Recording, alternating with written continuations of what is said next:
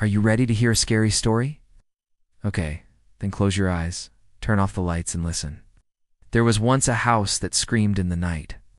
It wasn't the type of scream that was loud and drawn out like the scream of a woman who had just seen a ghost. It was more like the high-pitched yelp of someone who had just stepped on a Lego, the kind of sound that makes you wince. But it came from somewhere deep within the house, and every time it happened, it sounded closer than the last. The house was an old one, a big rambling Victorian with peeling paint and overgrown ivy. No one lived there anymore. In fact, no one had lived there for years. Townspeople said it was haunted, but no one knew by what or why. All they knew was that sometimes when the moon was just right, they could hear it screaming. One day a young couple decided they didn't care if it was haunted or not.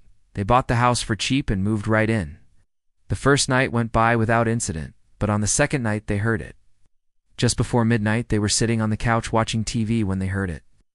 A blood-curdling scream followed by heavy footsteps in the attic above them. The man turned pale, and his hands started shaking. He tried to act brave and casual, but his wife saw the fear in his eyes. She reached over and squeezed his hand. They sat in silence, listening for a few minutes, but nothing happened. Then suddenly they heard a crash followed by more footsteps. This time they were coming from the floor above them. My husband and I looked at each other, she later told her therapist, and I think we both knew we should leave. But something made us stay. Maybe it was the challenge of facing our fears, or maybe it was just that neither of us had ever backed down from a fight with our spouse. I didn't hear anything else that night, but after that, things started to happen more and more often. They would be eating dinner when plates and silverware would start flying through the air. Sometimes at night they would wake up to find their bed shaking violently. And every now and then, they would hear those footsteps again, pacing back and forth directly above their bedroom. But even though these things were happening almost every night, during the day the house was perfectly still. It was as though whatever was haunting, it only came out after dark. Finally, after 3 months of sleepless nights, the couple called a priest. Father Gabriel was an old, frail man, but he seemed confident that he could help. As he stood in their bedroom that night blessing the corner with holy water, he told them, "Don't worry, my children. Nothing evil can survive in the presence of the Lord." That night, they heard the footsteps in the attic again, but this time they were accompanied by voices. They sounded like children playing, but their laughter was sharp and cruel. Then they heard footsteps in the hallway outside their room.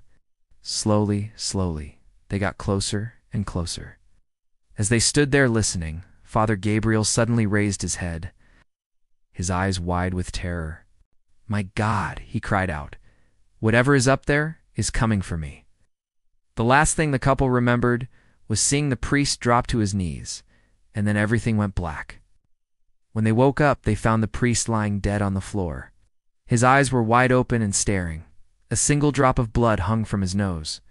But the most disturbing thing was the look on his face. He wasn't scared or in pain. He was smiling. They called the police, but they didn't find anything unusual. The priest had died, they said, of a heart attack. There was no evidence of foul play, and so they let it go at that. But the next night, they heard the footsteps again. They were coming from inside their closet. When they opened the door, it was empty. Time they turned their backs, they heard the footsteps following them around the room. Finally, they ripped the closet door off its hinges. Behind it, they found a narrow passageway leading into the wall. It must have been used for storage, the wife said, because she couldn't see any other purpose for it. But the moment she stepped inside, the floor gave way under her feet, and she tumbled down into darkness.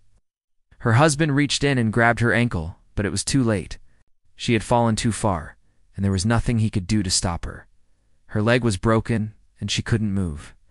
The only thing she could do was scream. And then she heard his voice. It was right above her, whispering in her ear, "Why did you come here?" She tried to answer, but all that came out was a strangled cry. Suddenly, strong arms lifted her up and carried her away. She never saw her husband again. Sometimes when the moon is full, the townspeople say they can hear the woman screaming in the night. They say she's trapped inside the house, forever cursed to wander its halls and whisper its secrets to anyone who will listen. Some people even say that if you visit the house at midnight and knock on the front door, the woman will answer and tell you her story. But no one has ever been brave enough to test it. Many years later, an investigation into the mystery of the house was conducted. The local paranormal investigators uncovered some truly terrifying facts.